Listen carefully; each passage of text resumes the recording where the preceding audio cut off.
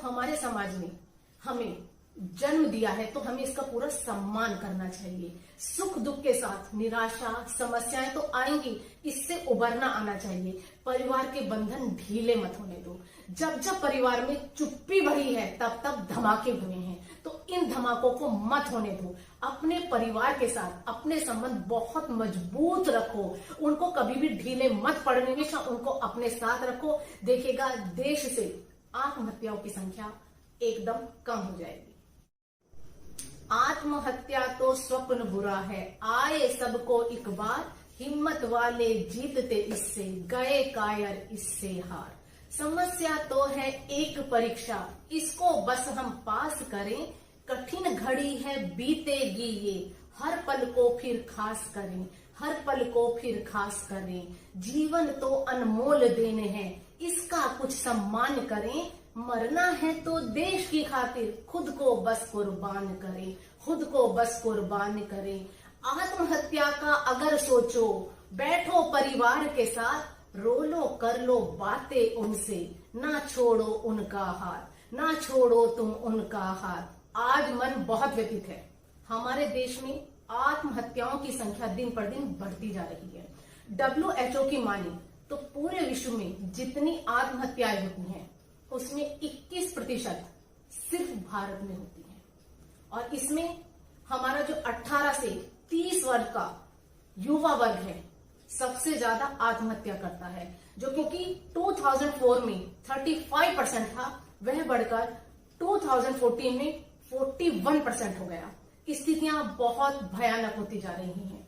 तो मन किया कि आज इस पे कुछ चर्चा की जाए। सबसे पहले मैं आपको बताना चाहूंगी कि आत्महत्या लोग क्यों करते हैं।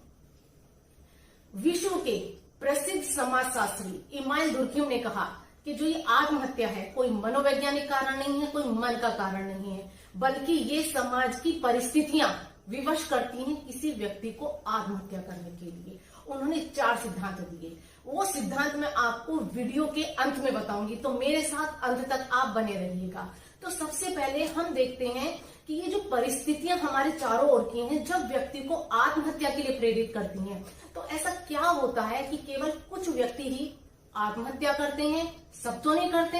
क्योंकि अगर सामाजिक परिस्थितियां विवश करती हैं तो सबको करनी चाहिए ना, तो कुछ व्यक्ति ही क्यों आत्महत्या करते हैं। तो इसके पीछे कहना है कि जो व्यक्ति निराशा को अपने चारों ओर ओढ़ कर रखते हैं, उनकी समाज से आशाएं ज्यादा होती हैं और वो स्वार्थ में ज्यादा लिप्त होते हैं। उनकी परिवार के प्रति और समाज के प्रति जवाबदेही बिल्कुल कम होती है।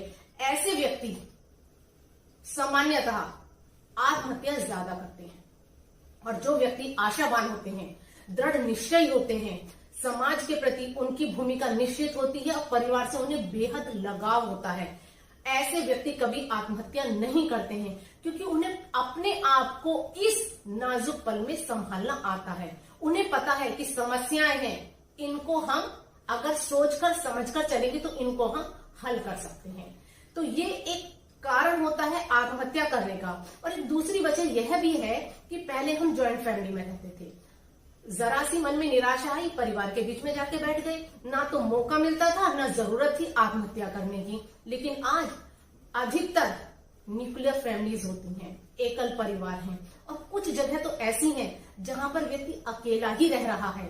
अगर उसके दिमाग में कुछ भी उलझन है, कुछ समस्या है, वो अंदर ही अंदर अपने आप उड़ता रहता है, किसी से कह नहीं सकता है, तो उसको समस्या का समाधान आत्महत्या लगती है और वो आत्महत्या करने के लिए प्रेरित हो जाता है। तो दोस्तों, जब भी किसी के दिमाग में आत्महत्या का विचार आता है तो सबसे पहले जो आपके निकट संबंधी हैं, आपके माता पिता हैं, आपके भाई हैं, आपके दोस्त हैं, आप सबसे पहले उनसे बात कीजिएगा, घंटों बात कीजिएगा। अगर आप दूर हैं तो फोन पर बात कीजिएगा, अगर पास हैं तो उनके पास जाकर बात कीजिएगा। देखिएगा आपका मन बिल्कुल हल्का हो जाएगा और ये जो नाजुक पल है, जिस समय आपके अंदर आत्महत्या का भाव उत्पन्न होता है, वो बिल्कुल वहीं पर समाप्त हो जाएगा, क्योंकि ये क्षणिक भाव होता है।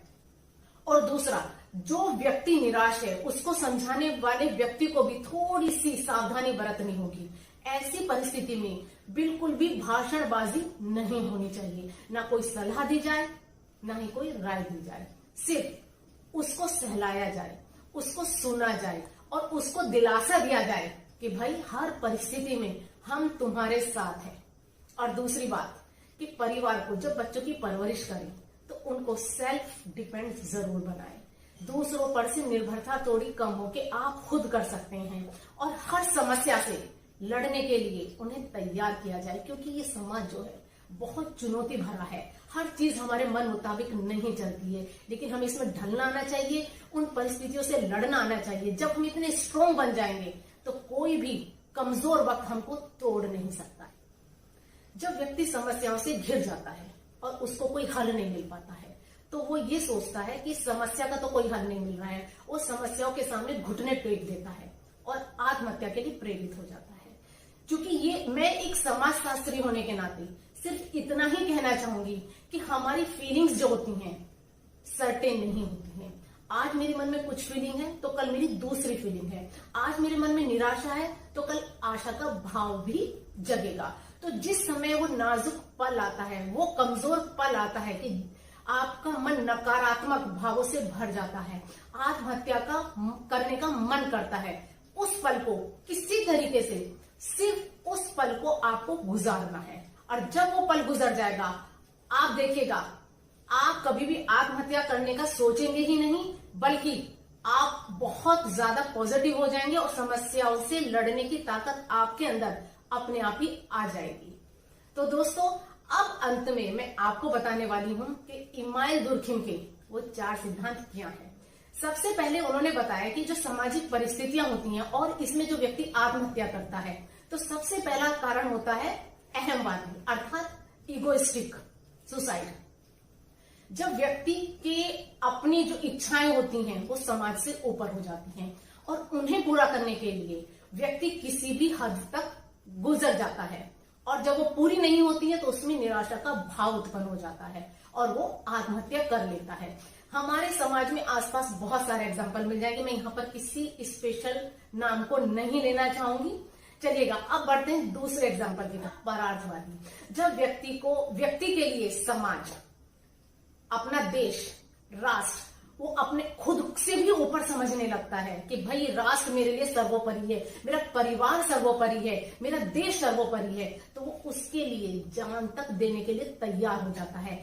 सबसे बढ़िया एग्जाम्पल है हमारे सैनिक। उन्हें पता है कि हम अपनी जान जोखिम में डाल रहे हैं, लेकिन वो देश के लिए मर मिटने के लिए हर पल तैयार रहते हैं।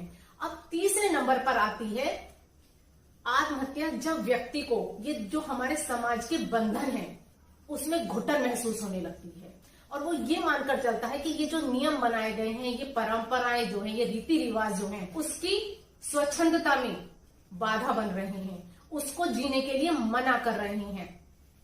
तो वो अपने हिसाब से जीना चाहता है और जब उसकी इच्छा पूरी नहीं होती है तब वह आत्महत्या कर लेता है। इसका सबसे बड़ा एग्जाम्पल है हमारे सेलिब्रिटी। जब उनकी स्वच्छंदता में जरा सी भी बाधा आती है वो आत्महत्या के लिए प्रेरित हो जाते हैं। और फोर्थ नंबर पर आता है फैटलिस्टिक सुसाइड, अर्थात जो ये हमारी रूढ़िवादी परंपराएं हैं, ये जो रीति रिवाज हैं, जब आपका इन रिवाजों में दम घुटने लगे, बहुत ही ज्यादा आपको कस के बांधे ये रीति रिवाज, तब व्यक्ति आत्महत्या कर लेता है। इसका एग्जाम्पल यह है कि जब कोई एक धर्म का व्यक्ति, एक धर्म का लड़का दूसरे धर्म की लड़की से विवाह करना चाहता है, लेकिन उनको समाज वाले विवाह नहीं करने देते हैं, तो प्रेमी युगल आत्महत्या कर लेता है। तो ये इमाइल दुर्खिम ने 4 सिद्धांत बताए थे। तो दोस्तों अंत में मैं सिर्फ इतना ही कहना चाहूंगी, ये अपने परिवार के साथ अपने संबंध बहुत मजबूत रखो, उनको कभी भी ढीले मत पड़ने, हमेशा उनको अपने साथ रखो। देखिएगा देश से आत्महत्याओं की संख्या एकदम कम हो जाएगी। धन्यवाद।